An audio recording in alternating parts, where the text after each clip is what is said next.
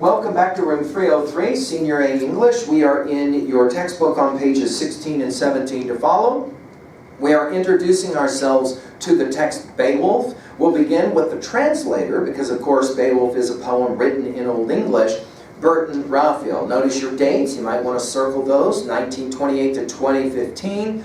Attended high school and college in Brooklyn, New York after learning a law degree from Yale University. He practiced as an attorney for 2 years. Went to work as an editor, an English professor, a freelance writer, a television and radio broadcaster. What Raphael is best known for, however, is his work as a translator. In addition to Beowulf, he's translated a broad range of classics from world literature, including the Canterbury Tales and Don Quixote. His translations have won numerous awards. I want to begin by pointing out your concept vocabulary. You've got several words here. You're going to rank these as familiar to least familiar, layer, stalked, gorge, gruesome, writhing, and loathsome. Okay? We're also going to look at our schemata there on page 16. We're going to be paying attention or noticing who or what is speaking the poem, and whether the poem tells a story or describes a single moment. We're going to annotate by marking vocabulary and key passages. We're going to connect ideas within the selection to what you already know. We call that learning. And you're going to respond by completing the comprehension check and writing a brief summary at the end of the selection. Let's go to some background information now and take a few notes. The Anglo-Saxon scribes.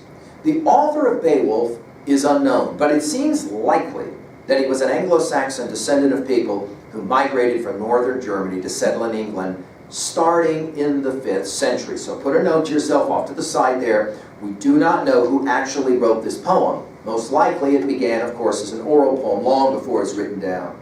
Recent archaeological discoveries include burial sites in Anglian settlements and include items that are both similar to those mentioned in Beowulf and closely linked to Beowulf's homeland in southern Sweden, Geatland as it'll be referred to. Although there's no evidence that Beowulf himself ever existed, people and events in the poem are indeed historical. Hygelac, for example, truly was king of the Geats. Hrothgar, likewise, was likely a true historical character. Both Hygelac as well as Hrothgar, you want to circle those. These will be characters in our poem.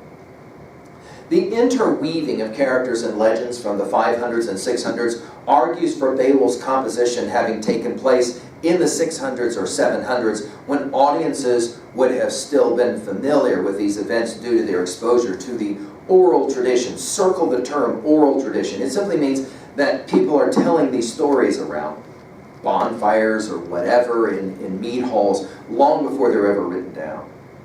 Translating Old English texts. Beowulf was written in Old English, the language used by Anglo-Saxons, up until about AD 1150. Although Old English is the earliest historical form of modern English, it's very different from modern English. So different, in fact, that it often requires a translation in order for modern speakers of English to understand it. For example, just look at the passage from Beowulf here under the title Wrath of Grendel and go through it quickly and just see if there are any of those words that you think even kind of look familiar at all. The word bad does appear there. The word dream appears there, right? And a variation on the word was does appear there, and sang. All of those, of course, you could probably circle. The translation here by Francis Gamere in the early 20th century reads, "With envy and anger and evil spirit endured the dole in his dark abode, that he heard each day the din of revel high in the hall. Their harps rang out clear song of the singer." Look closely at the Old English, we're told, and try to pick out familiar modern words. For example, you may spot hel for hall, harpen for harps, and sang for song. Furthermore, once you learn that the character that's provided there, called a thorn, represents the th sound in thin, and that another character called an EDH represents the th sound in thee, you may recognize even more familiar words, for example, the words that and there.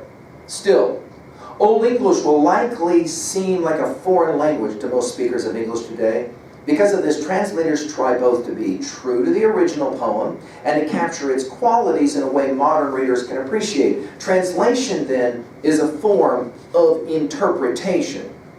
Let's now turn to page 18, the hero Beowulf. In the epic poem you're about to read, Beowulf, a Geat from a region that is today's southern Sweden, set sail to aid the Danish king Hrothgar in his fight against the monster Grendel, a terrifying swampland creature whose eyes burn with gruesome light, quote unquote. Grendel's been terrorizing Hrothgar's great banquet hall, Heorot, for 12 years. The battle between Beowulf, a young warrior of great strength and courage, and Grendel, his bloodthirsty foe, is the first of 3 mortal battles that are fought in this long epic poem. Forging an epic. The tales in Beowulf originated from a time when stories and poems were passed along by word of mouth. This process is known as oral tradition. We want to circle that term. And it included many different literary forms, such as riddles and proverbs, in addition to epic poems. In Anglo-Saxon England, traveling minstrels called Scops captivated audiences with long narrative poems. Scops, or bards, as they're sometimes referred to, are simply poets. These poems changed and grew as they were passed from one Scop to another. Beowulf was told and retold in this fashion throughout England for hundreds of years. In the 11th century, the epic was finally written down. And that's probably the best conservative date for you, so write it down. AD 1000 is a good working date for the Beowulf poem. Today it survives in a single manuscript, which is in the collection of the British Museum in London. Beowulf grew out of other earlier traditions, the monsters and dragons of the tale, the brave warriors steadfastly loyal to their heroic chief, the descent into the eerie regions below the earth. These were familiar elements of Scandinavian and Celtic folk tales. Even a detail as specific as Beowulf's seizure of Grendel's arm can be traced to earlier tales. Poetry and performance.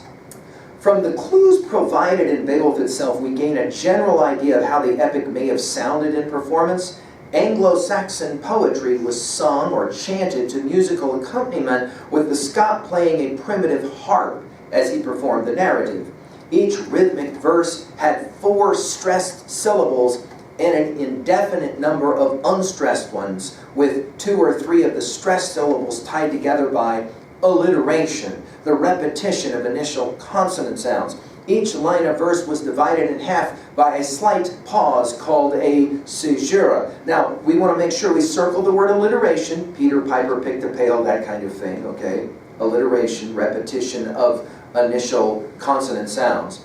A caesura is simply a pause. That's it. Finally, a guide to life.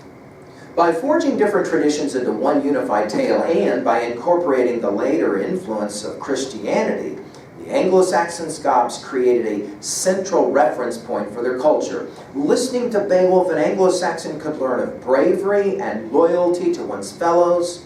We call this, put it in your notes off to the side there, the Anglo-Saxon Code. Okay. Also, one could learn of the monsters that spite and hatred could breed, and of the heroism needed to conquer such monsters. Besides its relationship to Anglo-Saxon culture, Beowulf displays archetypical literary elements. Archetypes, circle the word, are patterns in literature found around the world. Beowulf himself is an archetypical hero, extraordinarily strong, unshakably loyal. His struggle against the monsters and the dragon is an archetypical conflict of good versus evil. All right, we're now ready to turn specifically to the text Beowulf on page 19. Thank you.